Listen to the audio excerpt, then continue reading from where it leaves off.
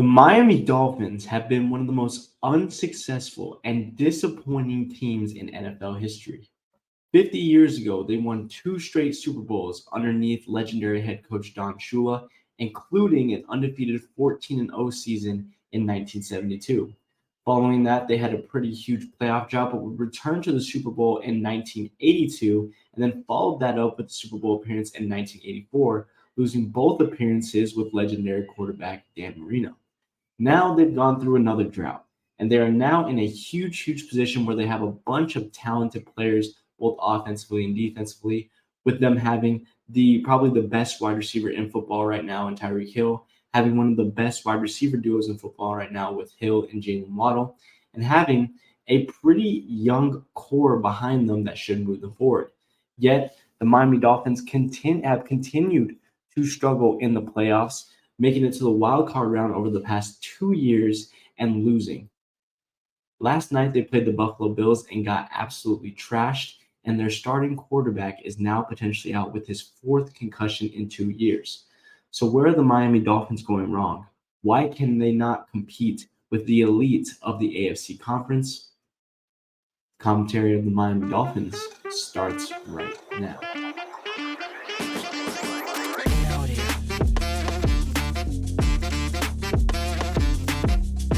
Welcome back to the Play by Play podcast. I'm your host, Diego Gallegos, and this is another bonus episode where today we will be going over the recent struggles of the Miami Dolphins going up against the hierarchy of the AFC conference and the NFL and trying to figure out what the issue is for this team and why they cannot gain over the hump. I want to thank you guys so much for tuning into this episode. If you're watching this on YouTube, please feel free to subscribe, like the video, share with your friends, and comment down below. And if you haven't already, please feel free to follow us on all social medias, that being TikTok, Instagram, and Twitter. So that way that you can see every single time the podcast posts, and you can see my reaction to recent breaking news within the NFL and NBA. All the ads will be down below, and there will be a bar that will be popping up right here. Without further ado, guys, let's get into this. So last night's Thursday night game was pretty disappointing in my opinion. Now, obviously, the Bills at that moment had won 10 of the last 11 meetings between them and Miami, but I thought that it was going to be a lot closer of a game. I thought with how well the Bills offense came out in week one that it was going to be a complete shootout with both sides, pulling into the high 20s, high 30s, potentially even low 40 scoring numbers. But it didn't work out that way. The Buffalo Bills once again absolutely schooled Miami. And it was a loss that has now brought up a lot of questions once again about this Miami team. And I think a lot of those questions have immediately gone to starting quarterback Tua Tagovailoa, who last night exited the game in, I believe, the early third quarter with his fourth concussion in 2 years. Now, I've talked about this on TikTok. I firmly believe that Tua Tagovailoa should retire, that he should hang up the cleats. The way that he has been taking these hits, the way, first of all, that he does not even really understand how to properly slide. Going head first on the slide is completely dangerous. And in my opinion, with the Guardian caps being approved and with his history, it should have been almost a requirement by the Miami Dolphins organization to have him wear one of those to at least protect him a little bit more. But with this now being his fourth concussion in 2 years, with him looking pretty shaky last night, finding a lot of difficulty to not only get up but walk to the locker room last night, I think that it is time to call this into question. Of course, there are a lot of people calling for it because, as we know, it's not just about the immediate concussion. He might feel fine in the week and tell Coach Mike McDaniel that he's ready to play and that he wants to suit up. But it's the overall lasting trauma over the course of concussion that ends up causing the issues. It's the overall course of the trauma that is going to affect him in 10, 20, 30 years once he is gone from the game. And it is the overall effect of potentially having CTE in the next 30 years that is going to ultimately affect his long-term health. And we've seen quarterbacks recently. It's not out of the ordinary. It's not looked at as a failure for most quarterbacks to hang it up early. Andrew Luck, of course, a lot of Colts fans were a little bit hurt with him at first, but in the end, nobody really blamed him because of the health issues that he was having. Nobody really blamed him for stepping away, and I don't think that anybody would blame Tua at this point for wanting to step away with the hits that he has been taking. but he's been the one that has really been called into question with this Miami team. There's been questions as far as his consistency wise. There have been questions as to his performance in big moments. There's been questions due to his performance in colder weather. They traveled to Kansas City last year in that wild card playoff game and seemed unable to get anything done in the cold weather and in the snow. But when looking at Tua's stats, he's not as horrible as you would really think. If you look at his stats last year, Tua ranks, trying to pull this up right here, Tua ranks first in passing yards last year. He ranked first in passing yards. If you look at sacks, is he getting sacked a lot? He ranks 24th, 23rd in sacks in the league. So he's one of the most least sacked quarterbacks in the NFL right now. If you take a look at completions, he has the fifth most. He had the fifth most completions last year out of any quarterback in the league. And so when you look at the course of this, let's take a look at this on target percentage. On target percentage for his wide receivers, he ranks 7th. He was in the top 10 of all quarterbacks. Now, granted, let's take a look at his bad throw percentage. Bad throw percentage, he is all the way down in 24th once again. You look at the drop percentage, he is all the way down in 20th. So he throws actually pretty accurately. Now, me myself, I've had some issues watching him, just seeing the lofty throws that he seems to throw at sometimes, the inconsistency, especially on the deep plays. He either underthrows his receivers or overthrows them a lot. You saw that a lot last night, where I believe he had 3 interceptions totaling in the entire game. One of them was completely not his fault. It was off the tip pass, and there's nothing that you can do with it.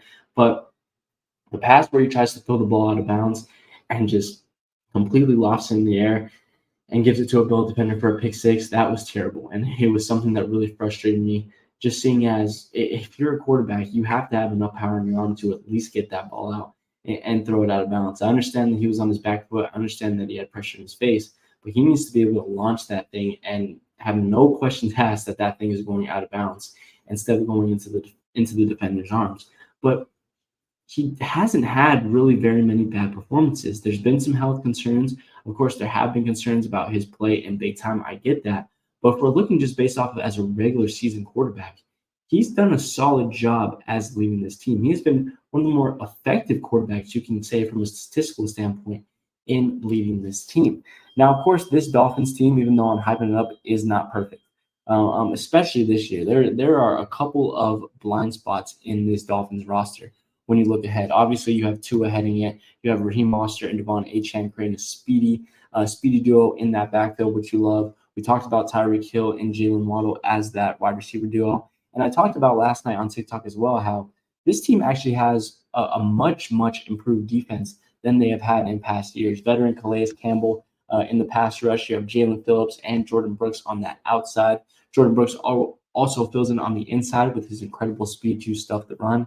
They picked up Jordan Poyer from the Bills this previous year. You have Kendall Fuller and Jalen Ramsey heading that cornerback duo.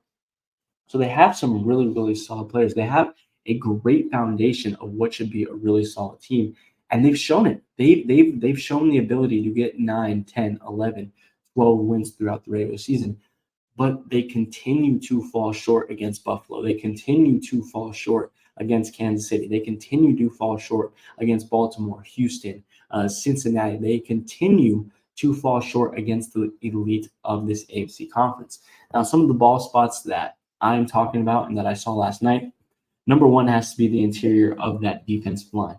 It is pretty clear that not having that push from Christian Wilkins like they had last year, not that he left to Las Vegas, was a huge hole for them.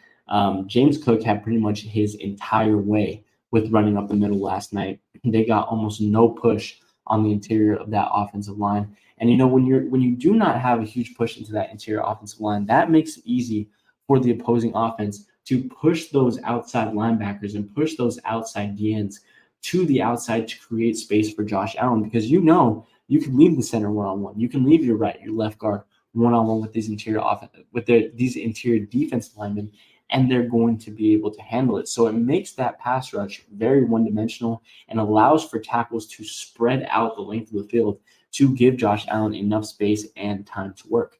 Another big hole, speaking of offensive line, was the interior of their offensive line. They were able to bring back both of their tackles this past year, which is great, in Austin Jackson, who is still a little bit young, and you have veteran Teron Armstead. But Robert Jones, Aaron Brewer, Liam Eichenberg in that interior offensive line, you could see it. Ed Oliver had an absolute field day. He was terrorizing Skylar Thompson and Tua. The Miami Dolphins had little to any production when running up the middle. Devon Achane really found his production when doing tosses to the outside or when catching the ball on a flat outside the backfield. That's where he performed the best. So the interior of this offensive line still needs to continue to improve. So it's not all flowers and rainbows when it comes to Miami Dolphins. There are still places to improve, as did every team. But if the defense is pretty solid, if there's only one or two holes that you're really looking at, if you have one of the best offensive weapons in football, if Tua's numbers are solid, then what is it? What is Miami missing? Culture. Culture. I mean, seriously, do you see a type of culture in Miami? Do you see an organizational structure in Miami that you see in places such as San Francisco and Kansas City? I mean, look at these teams. San Francisco, for starters, has the most creative offensive play caller in football right now. Kansas City has an offensive mastermind who has now been able to maximize his potential because he has a quarterback that can launch the ball deep at his command. Miami has Mike McDaniel, who at this point, I look at last night and I saw an inability to adjust and an inability to face adversity. As soon as that game opened up, as soon as Miami lost Tua, it was over. You could tell they sucked the entire wind out of the Miami Dolphins team, including Mike McDaniel. Yeah, well, of course. You might say, well, of course, it's going to be over. They just lost their starting quarterback. What do you expect for them? How are you going to expect for them to produce? Might I add that there was a year where the New England Patriots lost Tom Brady, Jimmy G, and Jacoby Brissett, and were still winning games during that season. I might remind you that there was a year when the New England Patriots played a bulk of their season with Matt Castle at starting quarterback, and they were still winning games. Culture matters big. What else? Kansas City has the greatest quarterback talent we've seen, with a wicked arm and an incredible IQ that helps him improvise on the fly. And they have surrounded him with these little speed demons on every corner of the offense. San Francisco has an underdog quarterback story who has proven himself to be the real deal in this league and have surrounded him with some of the most versatile and pure athletic weapons in the league right now. Deebo Samuel can play wide receiver and running back. Christian McCaffrey can play running back and receiver. George Kittle is probably one of the fastest tight ends in football right now. Brandon Ayuk is a marksman when it comes to speed and route running. Deebo Samuel is incredibly physical on that outside and just brings a strong presence. Christian McCaffrey has shown the ability game after game to be able to play through the entire game, get almost 20, 30 rushing attempts, and still produce and still come out of it in one piece. Miami has an above-average quarterback surrounded by an offense that clearly doesn't trust him. And because of that, they try to protect, baby, and simplify everything as much as they can. Don't have anything open? Just throw a 5-yard crossing route to Tyreek Hill. He'll get you some yards. Don't feel confident in throwing? Just toss it to the outside to Devon Achane. He'll pick up 5 yards. And probably the biggest of all in Miami, the mentality. Like I mentioned before, this team has little to no grit. This team, whether playing from behind, playing in the cold, playing a much more talented team, they just walk away. And you could see it.